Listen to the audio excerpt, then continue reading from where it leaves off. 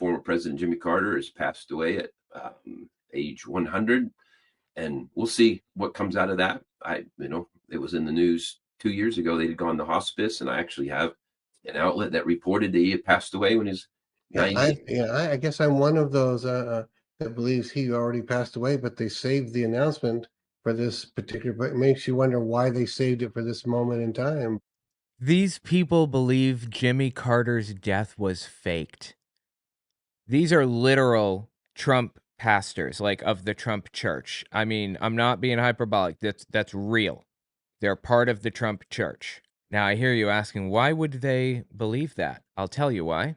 Because Jimmy Carter dying creates a period of mourning. I think it's like a month or something where you should fly your flags at half staff. Is that what it is? When a president dies or whatever. And that means that flags are going to be at half mast when Trump is inaugurated. I don't know why that matters to anybody, why anybody would give a or whatever, but Trump has formulated a conspiracy around it, and these people latched onto it. They literally believe that Jimmy Carter's been dead for 2 years, and Democrats picked this moment to announce his death. Get help, people, really.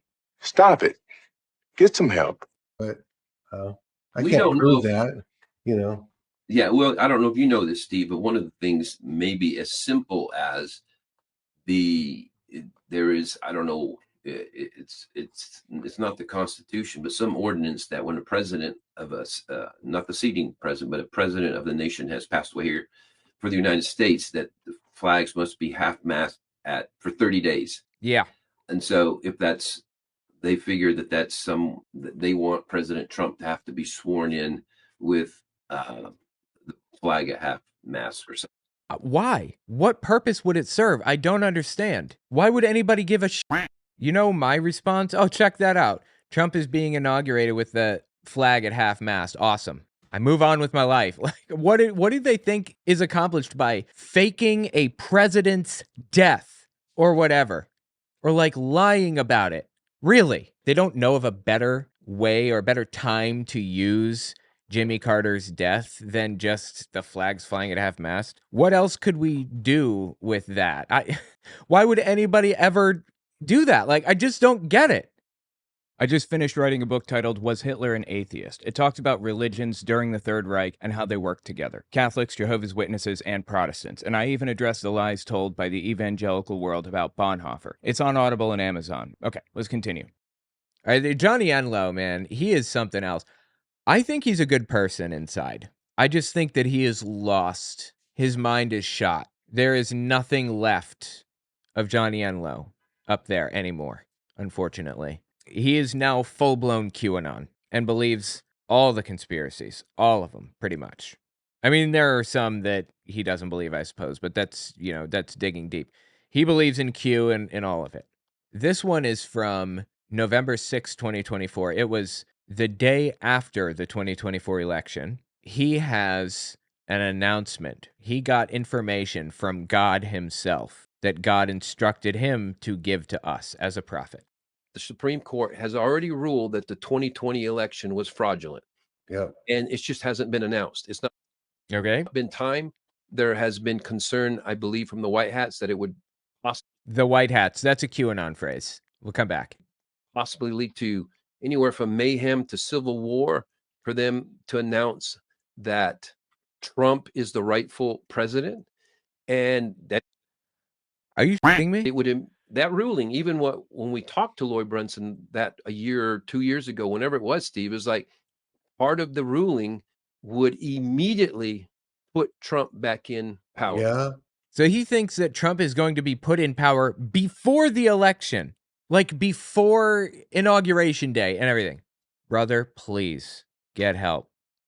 Notice it didn't happen. That's interesting, isn't it? Isn't that great? And isn't that great, he says. Again, prophecy from God.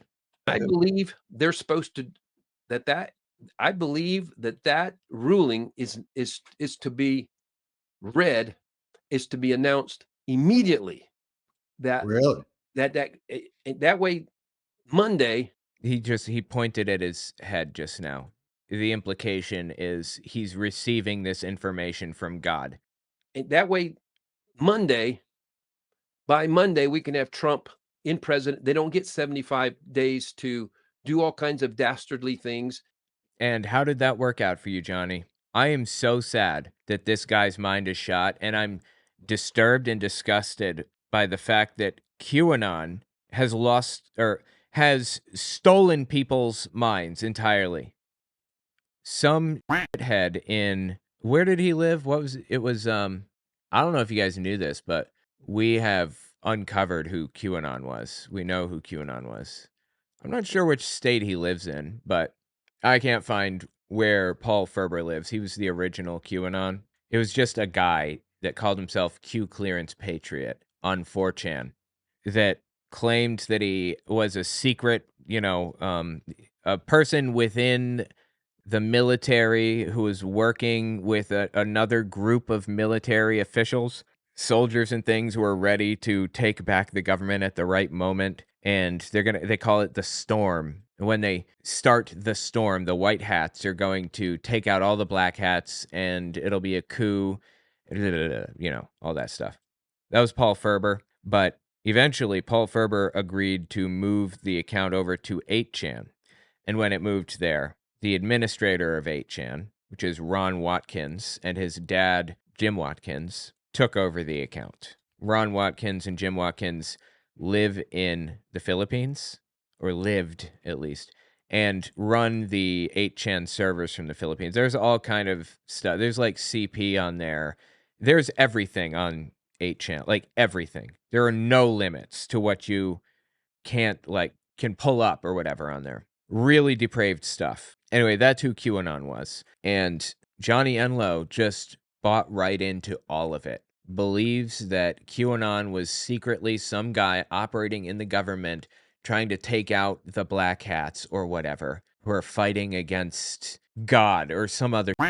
Interestingly enough, I actually I read a book about this recently. I've been reading a lot of books since I got this app that basically converts print books into audio, and it's near flawless. I've been reading a lot of them lately, but I took some notes on this QAnon book. Hold on, let me pull it up. It was so there's a book titled QAnon, The Storm is Here by Jack White, and he's a QAnon believer and was explaining how all of this stuff works and why he believes it and all this other stuff. And he was talking about some of the secret code that the black hats have, the cabal. Like when you hear the cabal, which is like Hillary Clinton or anybody that they don't like, basically any Democrats, anybody to the left of hunting the homeless for sport, pretty much. Whenever you hear them talking about getting a cheese pizza with somebody, it's code for CP.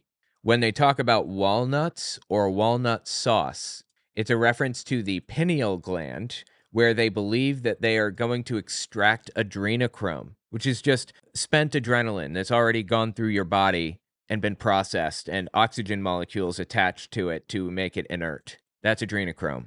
And they seem to think that it's a super special drug that gets you really high. I mean, it's all fictitious nonsense all the way down. And this guy bought into it. All of that I just said. Again, there are some deeper ones like JFK Jr. is secretly alive and he's going to run with Trump as the vice president or some other. QAnon kind of has splinter groups that have broken off and gone in different directions and have different beliefs. Like Romana Didulo is originally a Filipino, but she lives in Canada and claims to be a Canadian native. She's not. And claims that Donald Trump appointed her Queen of Canada. And, spreads all the same QAnon adrenochrome nonsense. And then you've got, Johnny. I don't think Johnny is in any QAnon splinter group. I think he just believes the basic stuff about adrenochrome, cheese pizza, walnuts, and walnut sauce. He also believes Donald Trump. Here's another note I got from this book.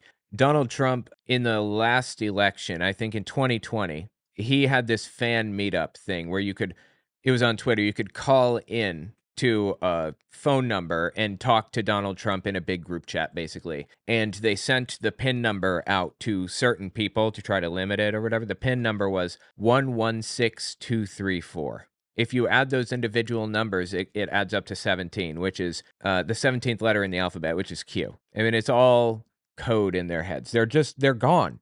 There's nothing left of who they once were. You know, Johnny Enlow, he had a life. He had a family that cared about him. He had, he had things going on for him. In fact, he pulled his dad and the rest of his family, to my knowledge, out of a cult that they were in.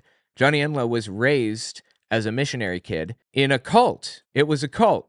And he started studying the Bible and explained to his whole family why they were theologically incorrect and pulled them all out of it. And now he's here. That is really sad. Triple parentheses are used by Q and QAnon people a lot. It looks like just triple parentheses around a statement. That's also a Nazi dog whistle. Like, before QAnon used it, Nazis used it to signal to each other that they know that, they're also Nazis or whatever. I mean, full-blown Hitler-loving Nazis. I found that one interesting, that QAnon follows that. Anyway, listen to this next clip from Johnny Enlow. This one is from late August 2024, and I'm wondering if it's connected in some way to the Jimmy Carter one. I have become aware in a conclusive way that there is a major name star that has been assumed to be dead for a long time. I'm just not allowed to say who it is right now, but wow, but it's you didn't tell me you're. Okay, if he's a QAnoner, the assumption is JFK Jr. There's even a guy that QAnoners have claimed is JFK Jr.